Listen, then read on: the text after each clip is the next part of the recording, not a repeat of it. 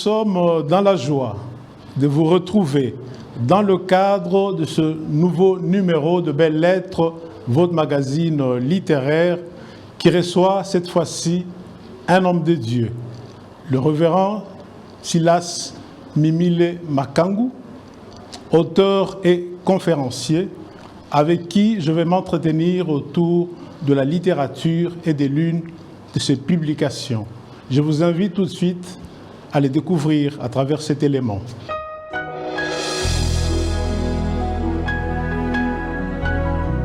Le révérend Dr Silas Mimile Makangu réside à Kinshasa, capitale de la République démocratique du Congo, où se base son ministère Silas Ministries. Il est le pasteur titulaire de l'église Cité Rama, auteur et présentateur des émissions télévisées. Il est un conférencier et éducateur financier dont la mission consiste à élever une classe moyenne chrétienne en Afrique. Promoteur d'une agence de formation en leadership, management, théologie, le révérend Silas est aussi doctorant en politique internationale et spécialiste en communication politique et leadership. Il est marié à Nathalie Makangu, avec qui il a 4 enfants, dont 2 filles et 2 garçons. Son message clé, amener l'Église à la nation. Comme auteur, le docteur Silas Mimile a écrit plusieurs ouvrages, notamment La double portion, Manifeste ta force, Ton mariage, ta destinée. Invité de Belles Lettres, Silas Mimile estime que la fonction de l'homme de Dieu et la passion de la lecture ne peuvent être dissociées. Selon lui, on interprète mieux la Bible lorsqu'on l'a d'abord lue, et c'est lui qui a eu à éclairer son esprit par la lecture d'autres ouvrages traitant différents domaines de la vie, un autre aperçu de la Bible, et ainsi, il peut mieux interpréter d'autres livres à la lumière de la Bible. Bonjour, révérend. Bonjour, monsieur Laurent. Bienvenue à Belles Lettres. Nous vous remercions. Cette émission, c'est vraiment une émission spéciale, dans la mesure où vous êtes le premier homme de Dieu à être reçu ici chez nous. Est-ce que vous vous sentez à l'aise dans une émission de littérature, une émission autour du livre, de la culture, de la lecture? D'abord, je dirais merci pour l'invitation. Je dirais merci au Seigneur pour le fait que je sois le premier homme de Dieu. Et la prière, c'est qu'après moi, qu'il y ait toute une liste, toute une suite des hommes de Dieu qui passeraient ici. Très à l'aise sur ce plateau qui traite de la littérature, d'autant plus que, au-delà du fait d'être homme de Dieu, nous sommes universitaires, nous sommes intellectuels, nous sommes analystes. Je crois qu'on ne peut pas dissocier la fonction de l'homme de Dieu de la passion de la lecture. Parce que qu'est-ce que fait un homme de Dieu si ce n'est de lire quelque part et de venir partager avec l'Assemblée ce qu'il a compris dans le livre, donc dans la Bible. Je pense que je suis très très à l'aise et à la fois le confort, le sérieux qu'affiche l'émission. Ok. Dans certains milieux, lire un livre en dehors de la Bible, pour un serviteur de Dieu, c'est presque un sacrilège. C'est un sacrilège, comme vous le dites, dans certains milieux. Il me semble que les milieux dans lesquels nous évoluons en Afrique, nous les églises africaines, nous sommes encore dans ce milieu-là, dans cette philosophie, ce qui est fort regrettable. Parce que je pense qu'on interprète mieux la Bible lorsqu'on a d'abord lu la Bible. Mais qu'on ne devait pas seulement se limiter à lire la Bible. Je crois que celui qui a eu à éclairer son esprit par la lecture d'autres ouvrages traitant de différents domaines de la vie a un autre aperçu de la Bible. Il a une autre lumière avec laquelle il perçoit la Bible. Et lorsqu'on lit d'autres livres, l'avantage c'est que on l'interprète à la lumière de la Bible. Donc je pense, et je l'ai toujours conseillé aux jeunes serviteurs, ceux qui viennent dans le ministère, de faire un effort pour qu'à côté de la Bible, qu'ils aient aussi une bibliothèque diversifiée. Parce que cette Bible ne parlait pas que des choses éternelles, elle aborde toutes les questions ayant trait à la vie. La vie, c'est le mouvement, la vie, c'est les vêtir, la vie, c'est l'argent, la vie, c'est les émotions, la vie, c'est les mariages, la vie, c'est le temps, la vie, c'est l'environnement. Donc, je pense qu'un homme de Dieu qui s'adonne à la lecture d'autres ouvrages aura un discours plus équilibré et plus percutant que celui qui n'a lu que la Bible. Commencez par lire la Bible et laissez-vous aussi lire d'autres Bibles, d'autres livres. Ok. Révérend, il y a François Bunel, c'est un journaliste et critique littéraire français. Pour lui, je le cite, « La littérature et la lecture ont ceci d'absolument indispensable qu'elles nous donnent des armes pour affronter le réel. » Qu'est-ce que vous en dites ? Je crois qu'il a totalement raison. Il suffit juste de voir les milieux où les civilisations qui ont été privées d'ouvrages, qui ont été privées des livres, il suffit de voir comment ce peuple se sont comportés. Parce qu'en réalité, les livres n'est pas que cet ensemble de papiers que vous avez entre votre main. C'est aussi un interrupteur. Il allume la lumière que vous avez au-dedans de vous. Et celui qui a lu et qui a compris est armé pour se défendre, parce qu'il apprend à dire non.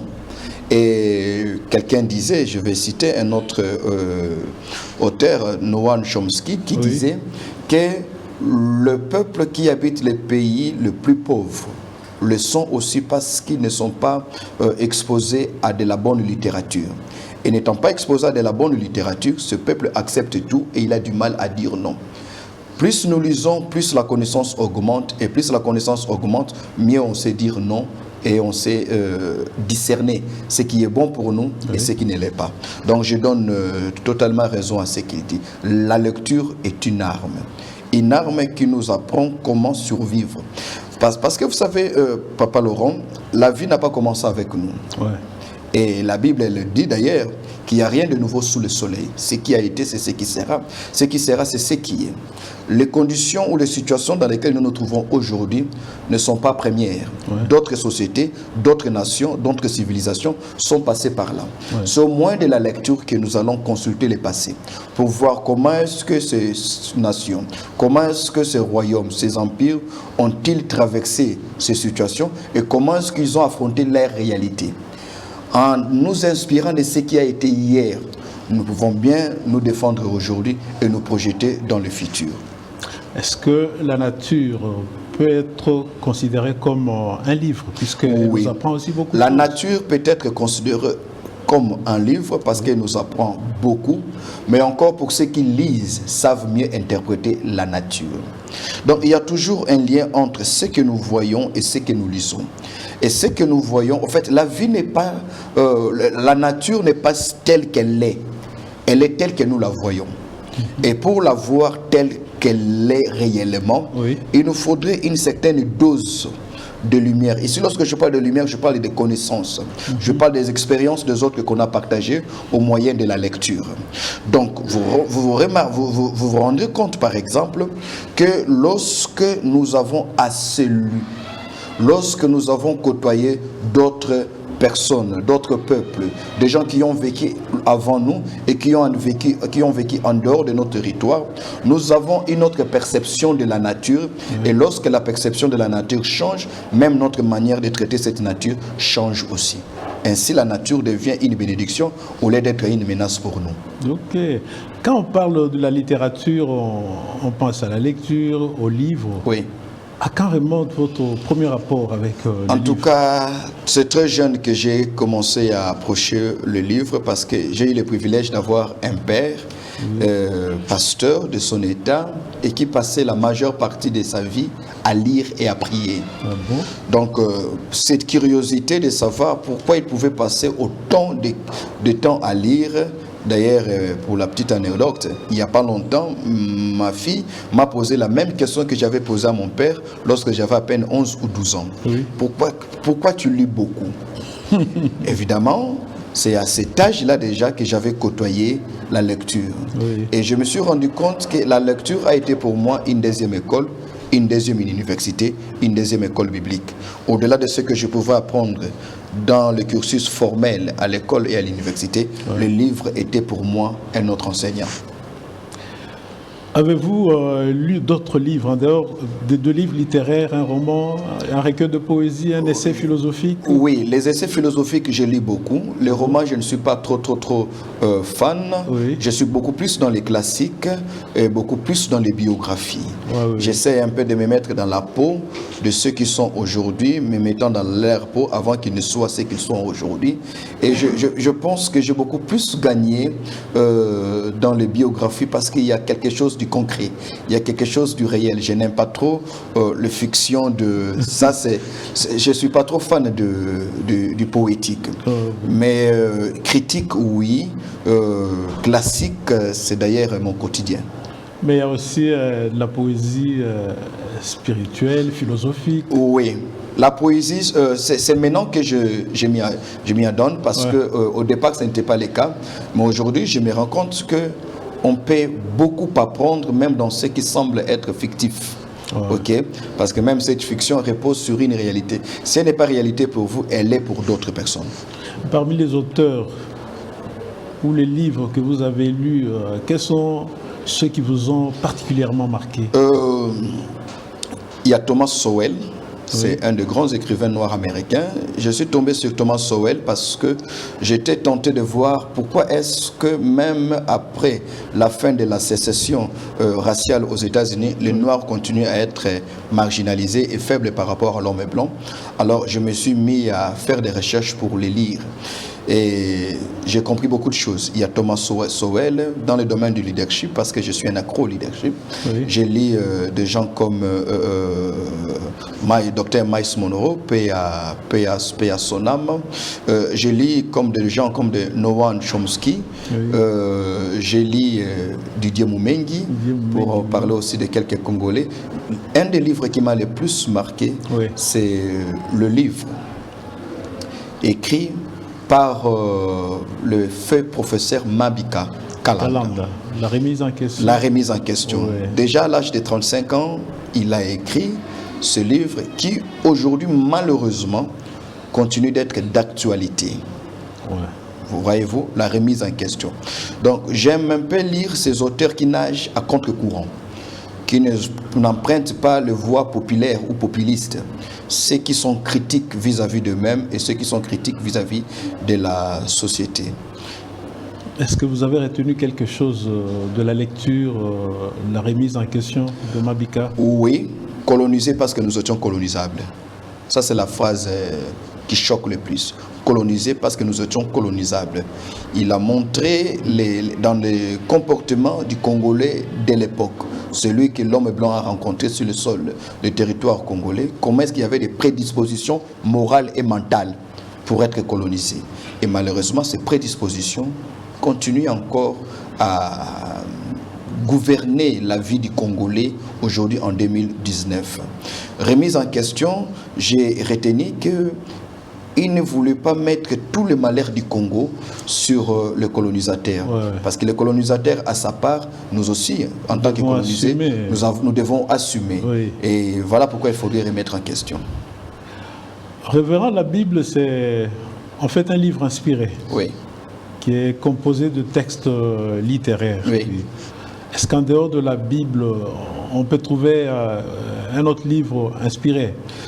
Un recueil de poèmes, un essai inspiré? Vous permettrez que je dise que la Bible est à la fois, à mes yeux, un livre inspiré de Dieu et un livre sacré. Pour cela, la Bible est le seul livre que je considère comme étant sacré. Totalement divin. Mais au côté de la Bible, je pense qu'il y a d'autres auteurs qui ont écrit dans différents domaines. Ils l'ont écrit par inspiration de Dieu. Et il suffit de voir les parcours qu'ont connus ces ouvrages, combien ils ont béni des siècles et des siècles l'humanité. Ce sont des ouvrages qui ont amené l'humanité des générations d'une étape de la vie à une autre. Et je ne pense pas que ce soit au hasard qu'on arrive à ce point. Autant il y a des livres que je considère comme étant inspirés, des livres qui sont des réponses aux grands questionnements que l'humanité se pose, autant je pense aussi qu'il y a des livres inspirés du diable.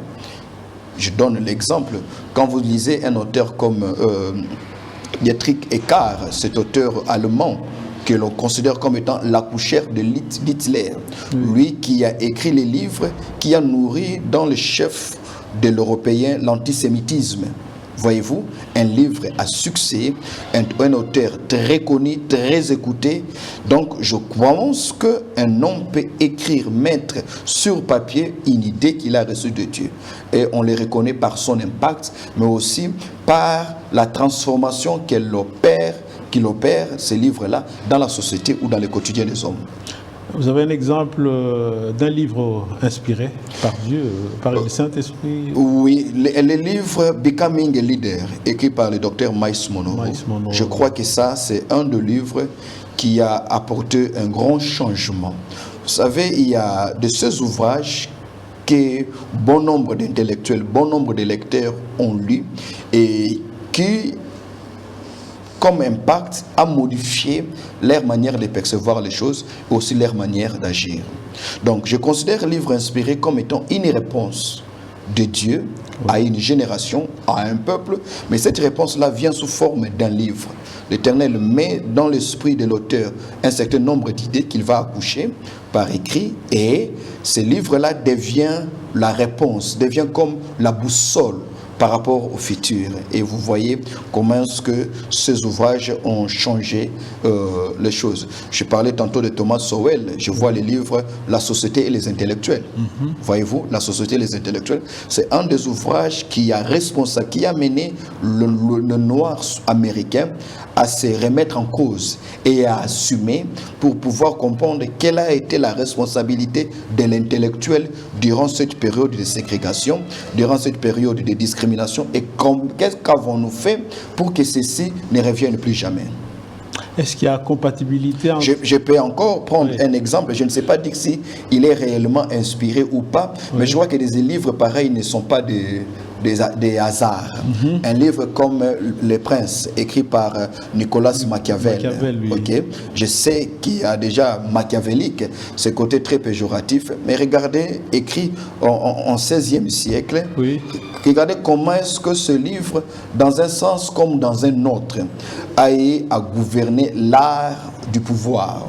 Vous prenez un livre écrit par Sun Tzu, le général, écrit 5 siècles avant la naissance de notre Seigneur Jésus-Christ, sur l'art de la guerre. Ce livre, quelle est l'armée du monde aujourd'hui qui n'a pas eu à travailler sur les principes évoqués par ce général Sun Tzu, général chinois, qui a écrit ces livres 5 siècles avant la naissance de Jésus.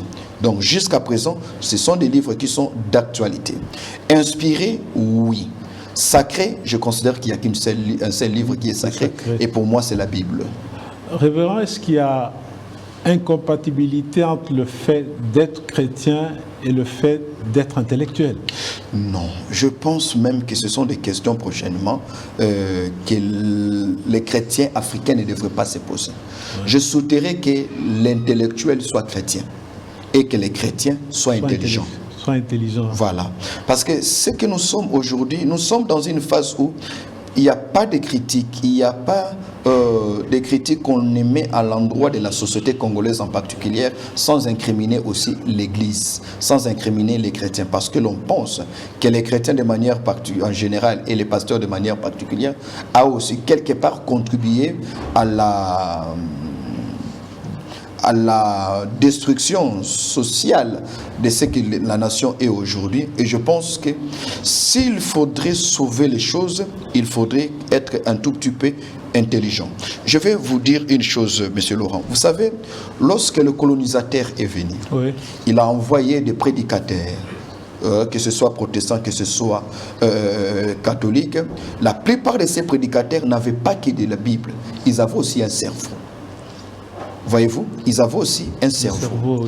Et aujourd'hui, nous nous rendons compte que l'approche qu'ils avaient prise pour nous présenter l'évangile a été une approche qui ne nous a pas trop aidés, qui nous a rendus trop dépendants, et vis-à-vis de Dieu et vis-à-vis du prochain.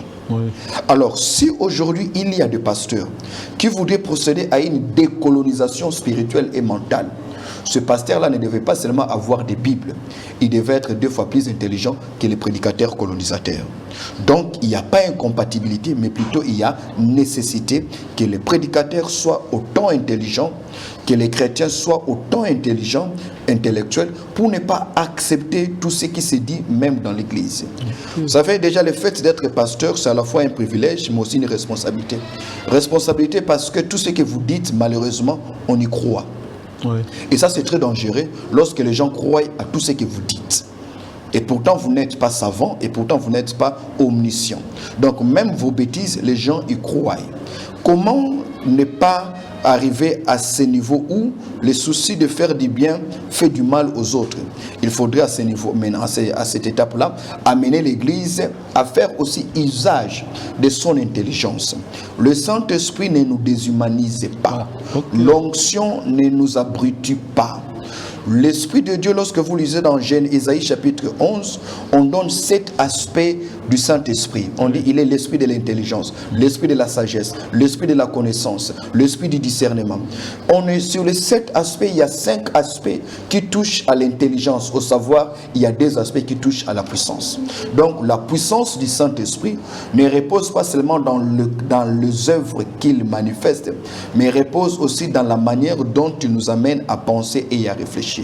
C'est à ce niveau que notre Église africaine, l'Église du Congo et l'Église du Réveil à laquelle j'appartiens fièrement, doit revenir.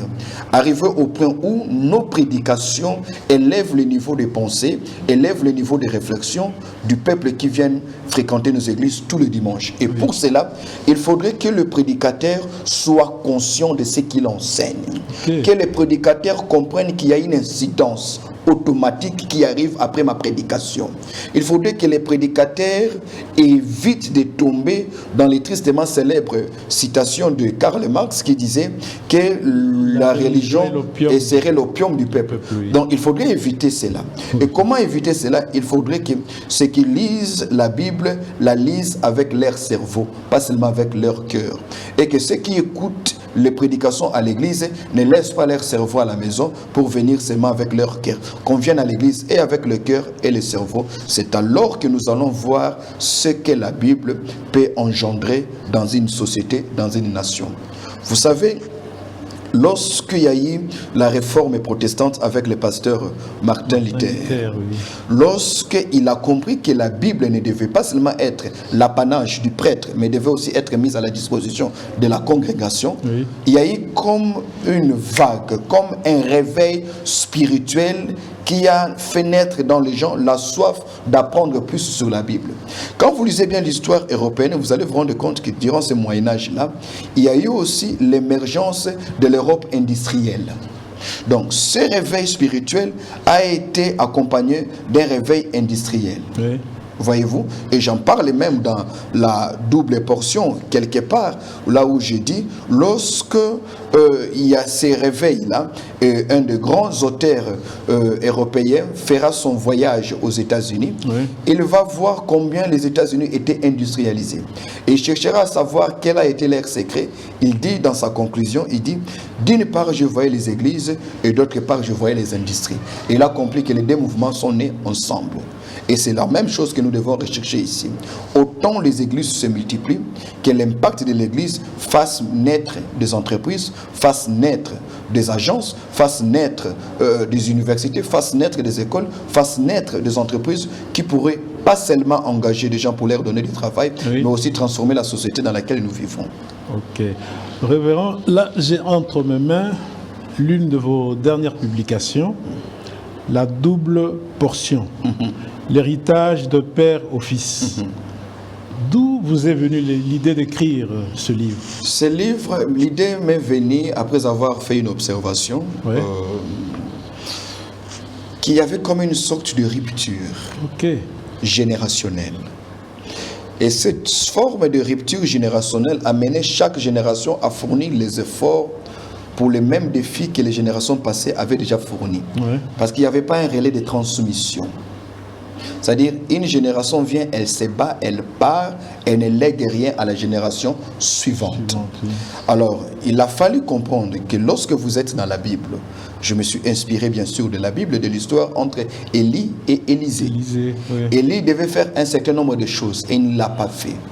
Élisée désire la double portion. Et ici dans le livre, nous avons expliqué que le mot double n'est pas un terme mathématique. Le mot double n'est pas multiplication, mais c'est duplication. C'est-à-dire que ce que vous avez, continue avec moi. Ce n'est pas forcément que le fils doit faire le double. Ok? Parce qu'il y a des pères qu'on ne saura jamais égaler. Il y a des pères qu'on ne saura jamais égaler. Alors, double signifie encore. Mais quand Élisée demande à Élie la double portion, Élie lui dit, tu demandes une chose difficile, mais il y a une condition. Ouais. Elle est difficile, mais elle n'est pas impossible. Si tu me vois dans mon ascension, tu l'auras. Donc il faudrait que le fils voie le père dans sa position élevée. Dès lors que le fils se considère comme étant l'égal du père, Oui. il n'y a pas de double portion. Donc, la double portion, l'héritage de père au fils, les pères doivent comprendre que la vie ne doit pas s'arrêter avec eux. Autant les fils comprennent que la vie ne commence pas avec eux. Il faudrait que chaque génération joue sa partition, que ce soit au niveau de la politique, que ce soit au niveau de l'église, que ce soit au niveau des affaires. Il faudrait qu'il y ait une suite logique. Les choses que Dieu a faites avec Abraham, il ne les a pas forcément exigées avec Isaac. Et ce que Isaac a préparé, il a légué à Jacob. Lorsque David va faire des guerres, il ramène le butin. C'est avec ce butin que Salomon va construire le temple. Donc Salomon n'a pas besoin d'aller encore en guerre pour faire la guerre comme son père l'avait fait.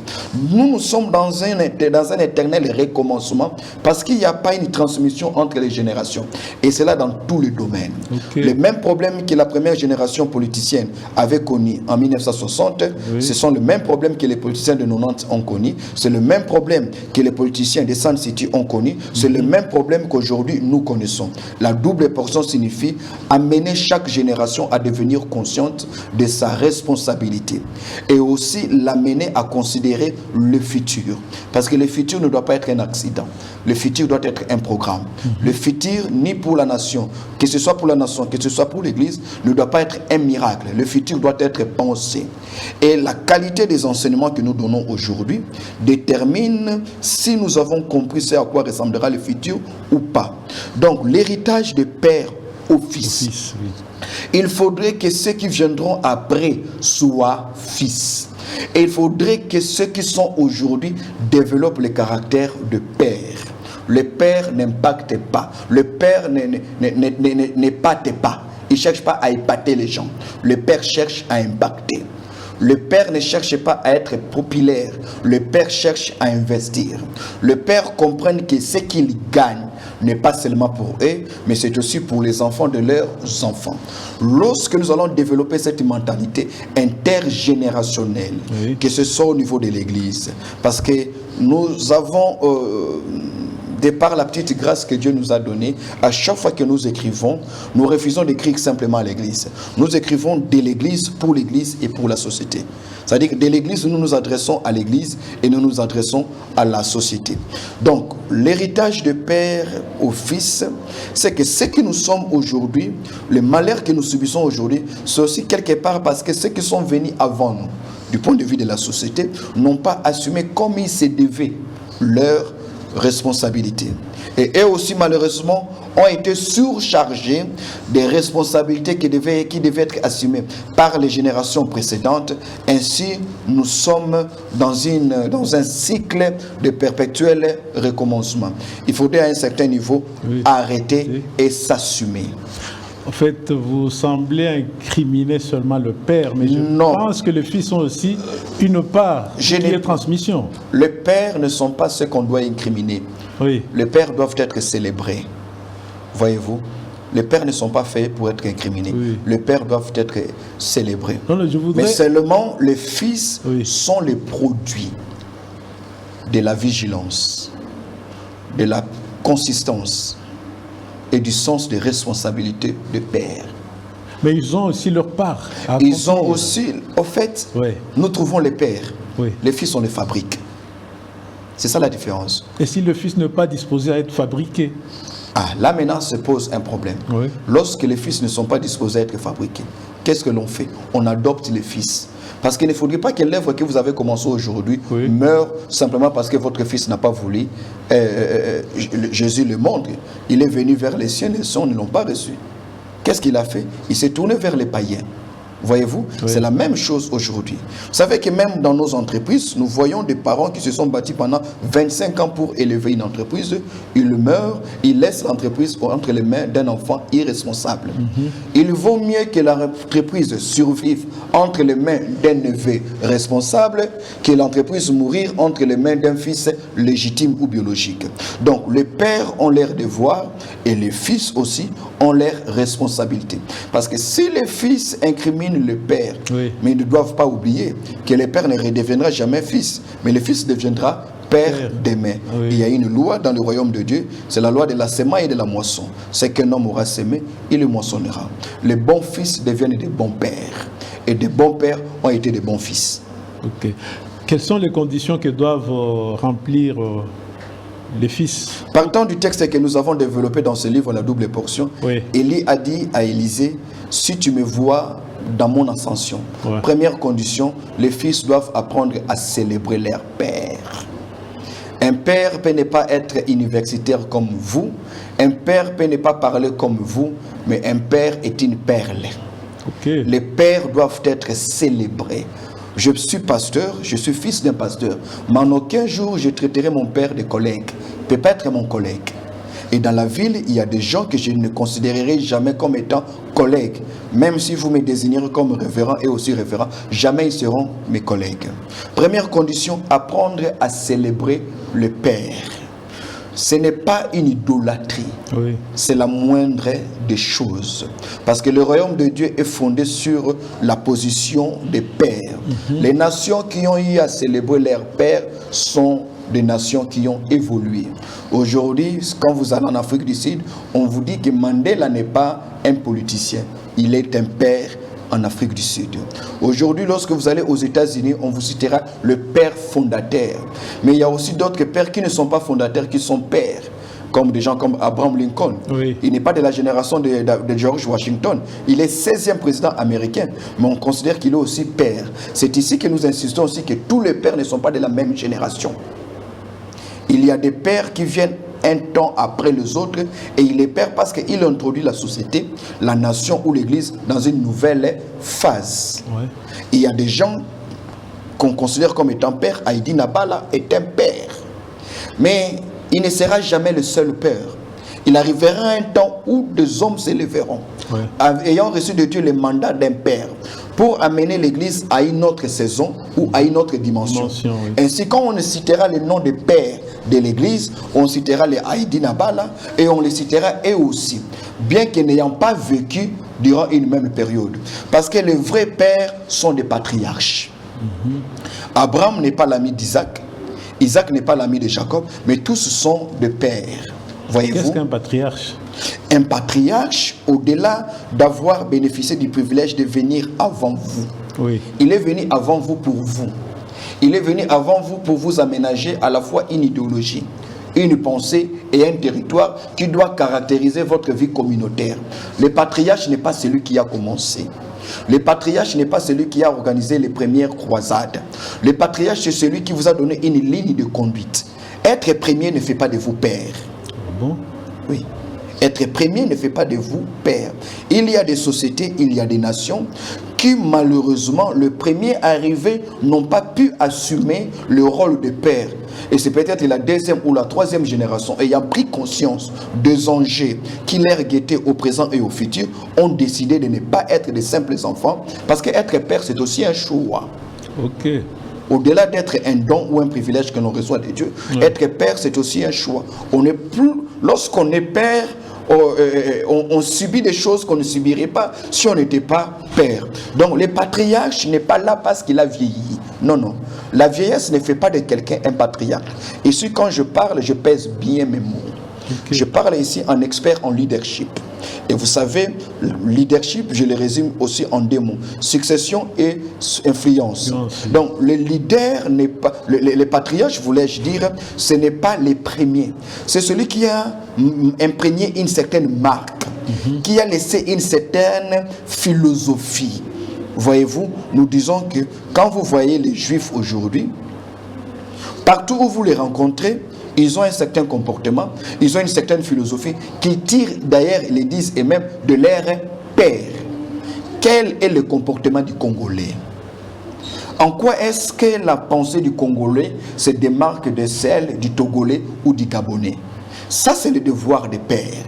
Le père dit, regarde d'où nous venons et où nous allons. Voilà les enjeux. Voilà comment nous devons penser, réfléchir et agir.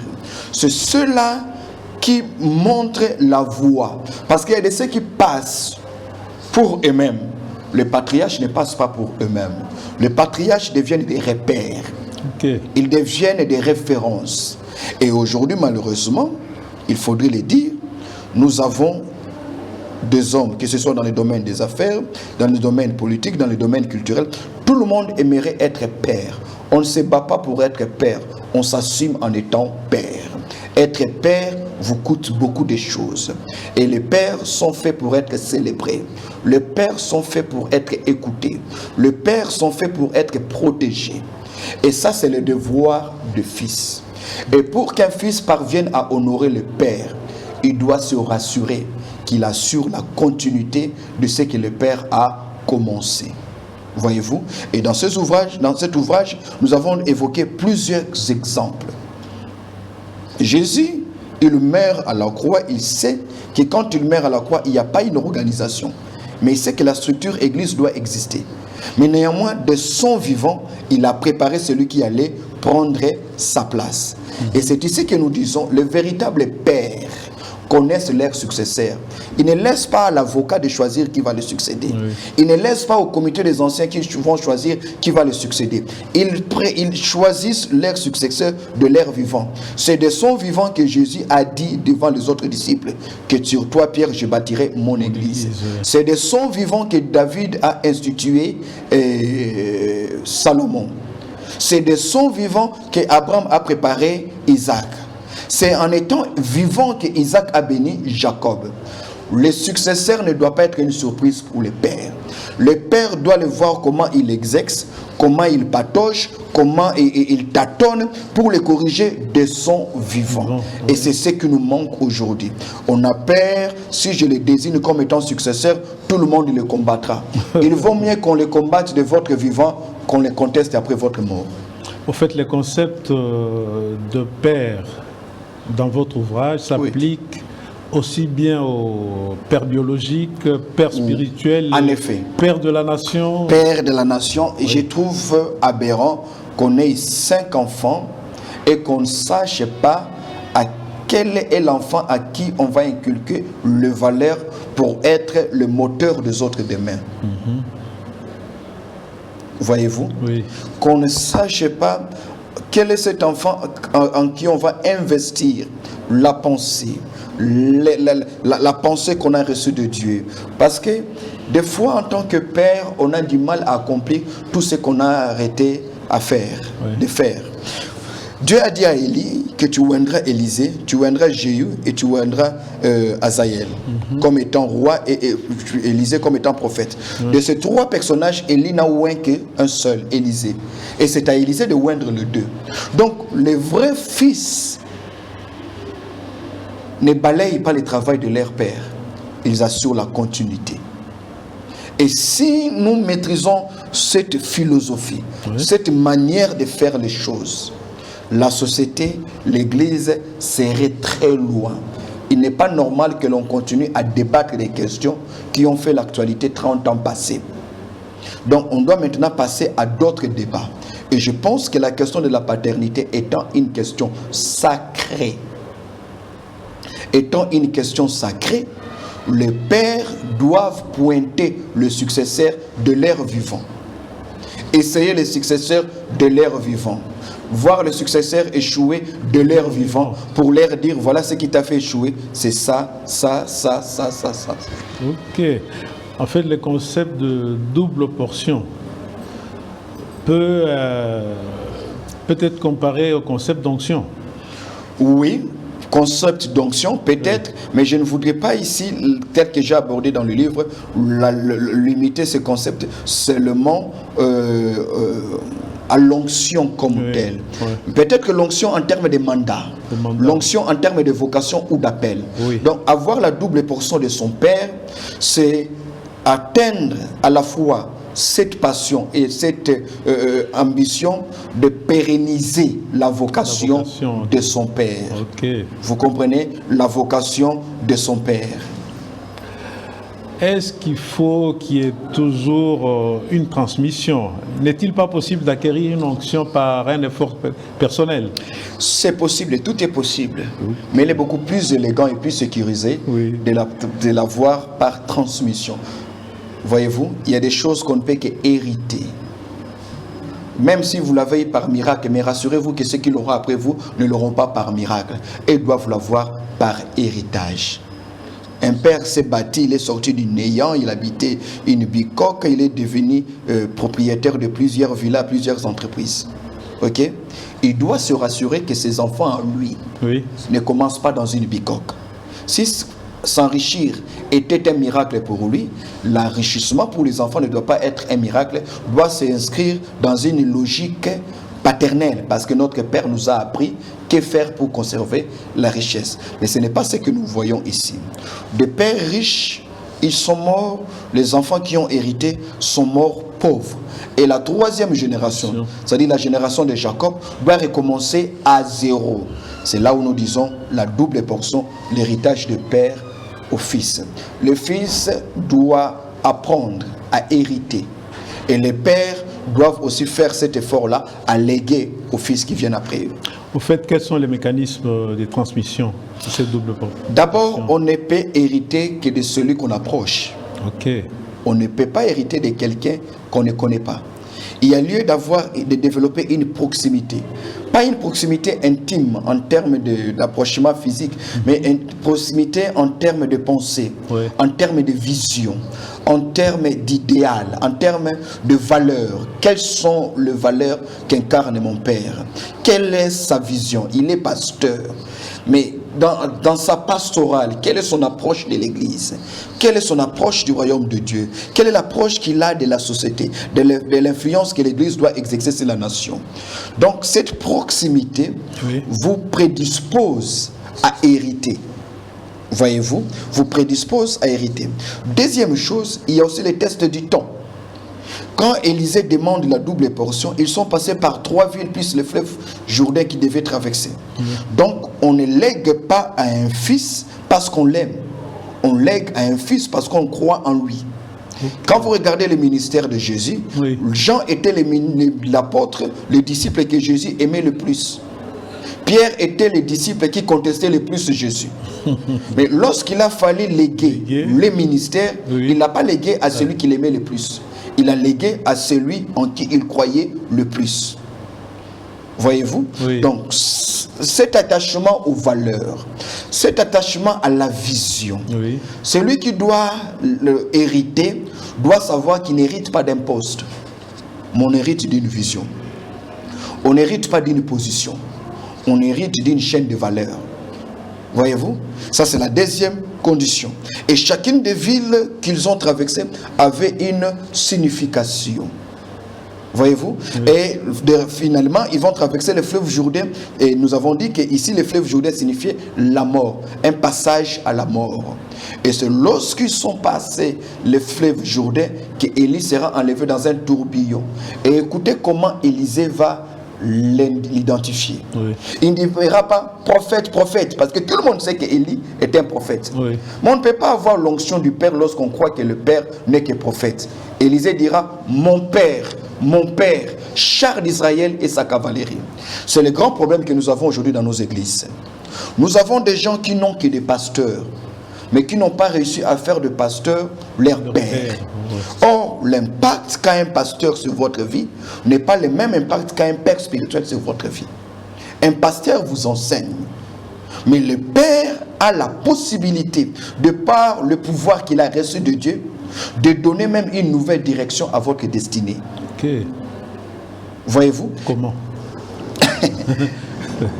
C'est que les gens viennent, quand on vient à l'église, on écoute un prédicateur. Oui. Le prédicateur devient un pasteur.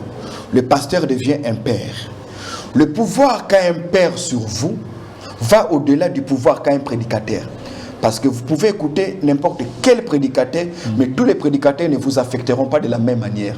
Le Père a reçu de Dieu le pouvoir de dire des paroles sur vous. Comme dans Genèse chapitre 59, quand Jacob appelle ses enfants pour dire « Je vais vous annoncer les choses qui vont arriver dans la suite des temps ».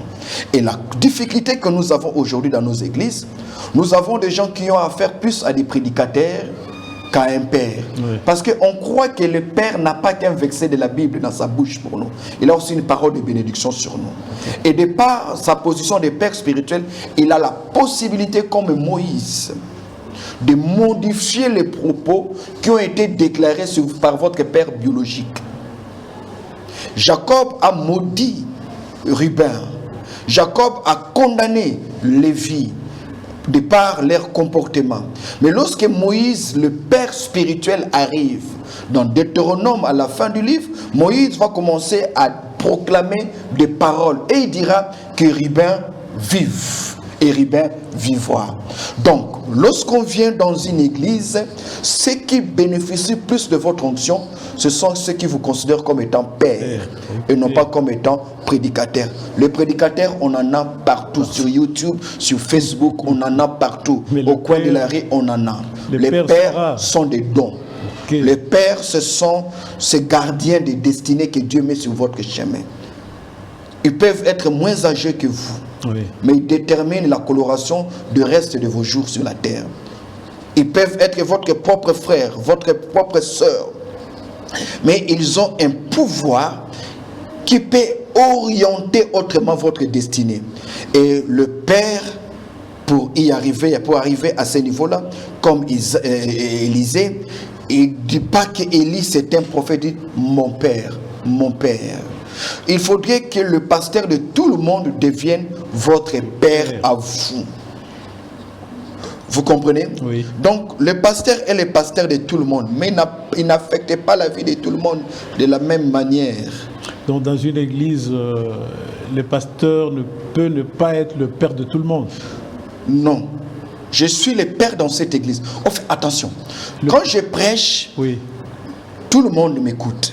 Oui. Mais ma capacité paternelle, mon onction paternelle, oui, vous affecte dans la mesure où vous avez foi en moi. Mm-hmm. Vous comprenez? Oui, oui. C'est comme Pierre qui dit à Jésus, nous avons péché toute la nuit et nous n'avons rien trouvé. Mais sur votre parole, je l'ai fait. Je n'ai pas besoin de voyager, mais le pasteur, le père a dit, nous sommes à l'église pendant 3 jours, nous prierons, que personne ne s'absente. Que personne ne s'absente. Ceux qui écoutent diront, bon, le pasteur a dit personne ne s'absente, mais moi j'ai un programme de voyage. Ouais. Mais ceux qui considèrent ce pasteur comme étant leur père et qui croient qu'il a reçu de Dieu le mandat d'arroser leur destinée, peuvent dire, je modifie mon programme. Ouais. Certains croiront à l'aliénation. Certains croiront au fanatisme. Non, ce n'est pas au fanatisme. Les pères ont une capacité divine de poser, de planter dans votre vie, c'est que 50 années n'ont pas planté dans votre vie. Okay. Vous comprenez? Ouais. Et je ne peux pas moi-même poser père. Ce sont les pères biologiques qui s'imposent. On ne choisit pas les pères biologiques. Non, non. Mais les pères on célèbre les pères spirituels. On les choisit aussi. On les choisit. Dieu les met devant vous. Vous dites oui à cet homme que Dieu a mis devant votre vie. C'est comme ça que Paul dit, même quand vous aurez plusieurs prédicateurs, que ce soit sur YouTube, que ce soit sur Instagram, mais vous n'aurez qu'un seul père. Parce que Dieu ne vous laissera pas avoir plusieurs pères. Et ici, quand je parle de père, je ne parle pas des daddies. Les daddies, on peut avoir 15 personnes qu'on appelle daddies. Oui. Mais tous vos daddies ne sont pas vos pères. Vous comprenez? Oui. Les daddies qui est devenu aujourd'hui une terminologie révérentielle. Vous voyez, même le chef de l'intercession l'appelle daddy. Même les dirigeants de la chorale l'appellent daddy. Donc, dans une église, aujourd'hui, on retrouve 5-6 daddies. Mais il n'y a qu'un seul père. Ouais. Celui-là, il est capable de livrer certains combats qui vous concernent dans les 15 années à venir. Des combats que vous n'avez pas encore vu. Et pour lui, ce n'est pas un privilège d'être le père. Parce que le père subit des combats au-dessus de ses enfants. Vous comprenez? Oui. Le combat qu'Abraham subit, le combat qu'Isaac subit, il ne le subit pas seulement pour lui, il le subit aussi pour ses enfants. Voyez-vous? Oui. Donc on ne doit pas s'improviser père. Le père, c'est Dieu qui les choisit et il les établit. On n'est pas père parce qu'on a commencé les premiers. On n'est pas père parce qu'on est arrivé avant les autres. On n'est pas père parce qu'on a bâti les premiers. Les pères ont une vocation à la fois prophétique et apostolique. Ils sont le fondement sur lequel le mur se lève. Ils sont le fondement sur lequel les autres générations viennent construire. Okay. Les pères ne prêchent pas. Ils ont un message. Et ils deviennent eux-mêmes les messages. Voyez-vous? Oui. Alors que les prédicateurs lui prêchent. Les pères, ils deviennent des éléments qui vous introduisent dans des dispensations nouvelles, dans la marche de Dieu avec son église ou avec une société comme une nation. Donc les pères, comme je l'ai dit ici, que ce soit en politique, que ce soit, ils amènent un nouveau débat. Le père amène de nouveaux concepts. Ils amènent une nouvelle terminologie. Voyez-vous? Oui. Et ils ne peuvent pas être votre collègue. Il est possible que celui avec qui vous avez commencé devienne père de votre génération. Et vous devez avoir l'humilité de l'accepter comme tel. Révérend, est-ce qu'on peut hériter de l'onction d'un auteur rien qu'en lisant ses livres? Oui. Oh. Oui. Il y a beaucoup de gens qui m'ont abondamment béni dans ma vie, rien qu'en le lisant. Et mon approche de la vie aujourd'hui a été fomentée, a été forgée quelque part aussi parce que je les ai lus. C'est là où je dis que les livres sont un laboratoire. Le président Barack Obama, alors qu'il battait campagne pour devenir sénateur, il est arrivé dans une ville dans l'état de l'Illinois. Il dira comment est-ce possible que cette ville n'ait pas, ce quartier n'ait pas de bibliothèque. C'est dans des bibliothèques qu'on rencontre les grands esprits. Et c'est de là que naissent des grandes destinées. Les grands esprits voulaient dire de grandes pensées. C'est une citation qui se trouve dans ma bibliothèque que j'ai affichée. Ah, gloire à Dieu. Oui. Gloire à Dieu. Là, nous tendons vers la fin, mais avant qu'on termine, pouvez-vous nous éclairer sur ces quelques citations tirées de votre livre? Ok. La première, c'est « Dieu n'est pas un magicien. Il est plutôt un Dieu de miracles objectifs et pas simplement spectaculaire. » Dieu ne fait pas des miracles pour vous épater. Oui. Chaque miracle que Dieu le fait, il le fait pour un but. Il y a dans la Bible, on nous parle de miracles, on nous parle de prodiges, on nous parle des signes. Généralement, nous appelons tous miracles. Non, il y a une différence. Les miracles, c'est ce qui vous épate, ce qui sort de l'ordinaire, ce qui viole les lois de la nature. Oui. Les prodiges, c'est l'impact que cela crée en cela. Et les signes, c'est le message caché derrière les miracles que Dieu a opérés. Voyez-vous, lorsque le serpent des reins est fabriqué, quiconque le regarde est guéri. Ça, c'est un miracle. Comment on peut être guéri d'une morsure mortelle seulement en regardant un objet qui a été fabriqué? Ça, c'est le miracle.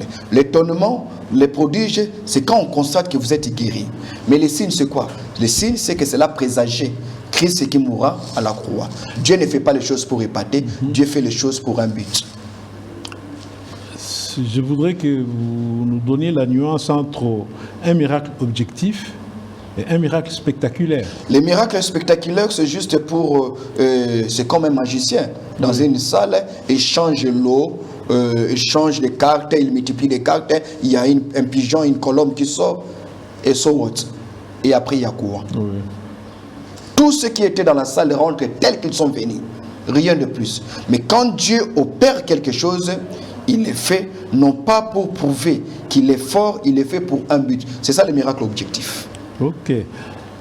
La deuxième citation, c'est « Le chrétien africain a besoin d'un équilibre entre la prière et l'intelligence. » En effet, les chrétiens africains prient beaucoup. Oui. Ça, c'est une chose. Mais la prière ne doit pas être un échappatoire. à réfléchir ou à penser. La Bible dit, celui qui réfléchit aux choses trouve le bonheur. Oui. La Bible dit du fils prodigue étant revenu en lui-même. Oui. Il s'est dit, il n'a pas prié, il est revenu en lui-même et il a trouvé. Pendant que Pierre était en train de réfléchir dans Actes des Apôtres chapitre 10, le Seigneur lui parla. Oui. Réfléchir, c'est aussi une activité. La Bible dit encore à propos de la femme sage, quand elle pense à un champ, elle acquiert. Nous ne devons pas diaboliser la réflexion.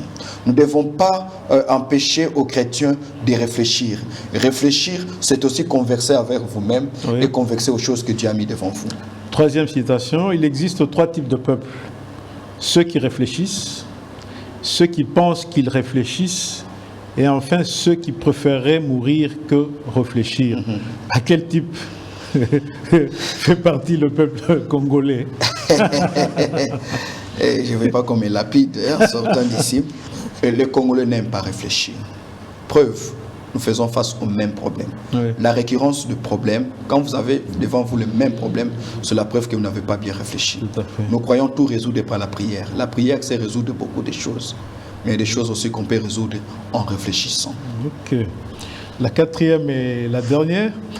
La qualité de pensée que côtoie un peuple est plus déterminant que ses prières. Oui. On devient ce qu'on pense et non ce qu'on prie, car Dieu nous donne ce que nous croyons et non ce que nous demandons. Cette citation, la dernière citation, Oui. A fait l'objet de tout un livre que je sortirai l'année prochaine, Oui. où je parle sur le combat supérieur. Nous avons parlé de différents types de combats. Nous avons placé le combat supérieur au 4e niveau. Au 3e niveau, nous avons placé le combat spirituel. Vous priez ce que vous pensez. Si vous, au fait, vos prières reflètent vos pensées. Et je ne peux pas modifier vos prières si je n'ai pas modifié votre manière de penser. Si vous pensez que chance est logo pamba, vous prierez que Dieu vous donne une chance. Si vous pensez que toutes les grandes nations se sont développées par le travail, vous prierez que Dieu vous donne l'endurance dans le travail. Okay. Voyez-vous? Donc quand je dis que chaque peuple, que la vie de chaque peuple correspond aux pensées qu'il côtoie, et c'est aussi pour nous en tant que prédicateurs, étant leaders d'opinion aujourd'hui, de faire très attention sur ce que nous véhiculons dans nos prédications. Je crois au miracle, Papa Laurent. Je crois au miracle, j'en ai vécu plusieurs. Mais je crois aussi que le miracle n'est pas la seule méthode de Dieu. Il y a même un miracle. Ce sont des miracles logiques. Ce sont des miracles étape après étape. Voyez-vous, ce sont aussi des miracles qui existent. Donc, lorsque un peuple a une pensée erronée, il aura des prières erronées. Or, ces prières erronées ne rencontrent pas la ligne de Dieu et ces prières restent inexaucées. Changer la pensée d'un peuple, il modifiera sa prière. Dès lors qu'il changera même sa pensée, il y a des prières qu'il ne fera plus parce qu'il comprendra que pour ceci, la réponse n'est pas auprès de Dieu, c'est en nous-mêmes. Nous arrivons, hélas, à la fin de notre émission. Mais avant qu'on termine, avez-vous un mot à dire à propos de cette émission Belles Lettres? Belles Lettres, j'ai été fan de cette émission. Je suivi plus de 4 ou 5 numéros et je suis très content, béni de Dieu, d'être sur ce plateau de Belles Lettres. Oui. Bravo à la chaîne, Vert Pâtirage, on sent l'excellence, on sent la dextérité, l'excellence dans le travail qui est fait. On ne peut souhaiter que bon vent à cette émission, que cette émission devienne une plateforme qui milite. Oui. Il milite pour la réconciliation entre les Congolais et l'intelligence. Qui milite pour rendre possible la réconciliation parce que ce divorce a traîné longtemps. Que l'homme congolais se réconcilie du savoir, qu'il se réconcilie de l'intelligence. Donc, si je peux ajouter une dimension à la vocation de Belles Lettres. Ok, merci. Nous vous disons merci. C'est moi qui vous remercie. Oui, tout le plaisir a été pour nous, non seulement de vous recevoir, mais aussi de vous écouter. Nous bénissons et nous témoignons à la fois nos révérences et notre admiration au géniteur de cette chaîne, le très révérend Espérance Mbakadi, qui est un père. Merci. Que Dieu vous bénisse. À tous et à toutes, nous disons merci de nous avoir suivis et vous fixons rendez-vous au prochain numéro. Bye bye.